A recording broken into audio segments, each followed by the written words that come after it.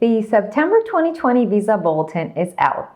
The Visa Bulletin shows you which green card applications are eligible to move forward based on when you filed your I-130 or I-140.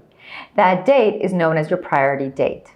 You can find your priority date at the top of your I-797 notice, which you get soon after filing your I-130 or I-140 petition.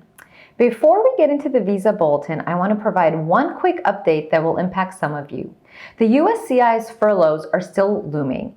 As of the filming of today's video, talks with Congress have stalled, and at the end of August, 13,400 USCIS employees are expected to be furloughed.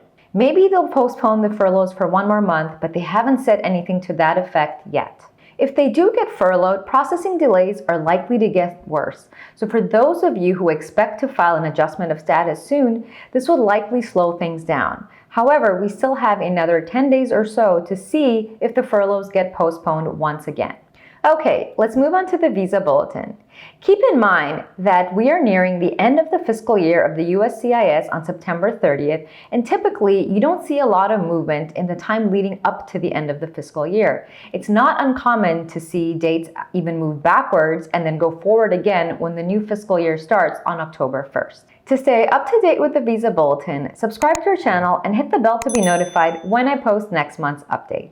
Let's start with the family categories and look at the final action dates first, which are the dates you want to look at if you will be filing an adjustment of status application using Form I-485 within the U.S.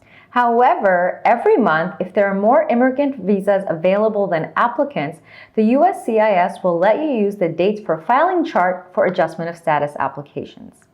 You can see that last month, all family categories except F2A were told to use the dates for filing chart for adjustment of status applications.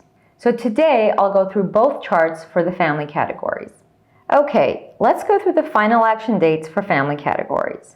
The F2A category, which is for green card holders sponsoring their spouses, is still current and has been for a year now.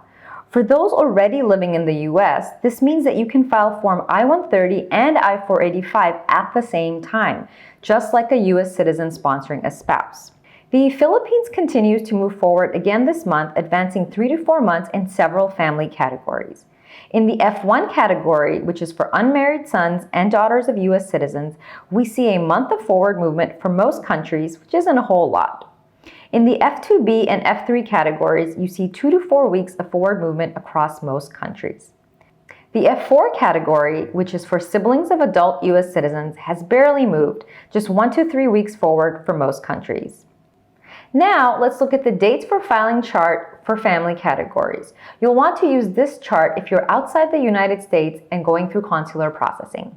For those in the U.S. waiting to file Form I-485, you'll only use these dates if the USCIS tells you to use them in place of the final action dates, like I mentioned earlier in the video. While consulates abroad are generally closed to the public, there is still work going on in the background, and some have started to offer limited visa appointments. Once your I-130 is approved, your case goes to the National Visa Center. And just keep in mind, the NVC is not going to reach out to you until your priority date becomes current. In the dates for filing chart, we're going to look at everything but the F2A category because that is already current in the final action chart. So whether you are in the US or outside, you will use the final action date for this category. So now let's look at the chart. In September, the Philippines moves forward 4 months across family categories. The F1 category moves forward a month and a half.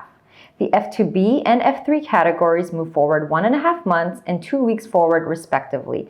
Lastly, the F4 category moves forward 2 to 3 weeks across countries.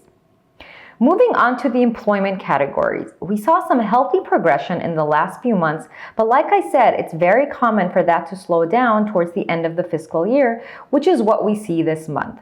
In September, the EB1 category shows very little movement, just a few weeks forward for India and China. We see no change at all in EB2 since last month, and in the EB5 category, all countries except Vietnam and China remain current. If you have any other questions about how to read the Visa Bulletin, leave me a comment. If you found this video helpful, hit the like button below, subscribe to our channel, and share this with anyone who might find it helpful. I'll see you in the next video.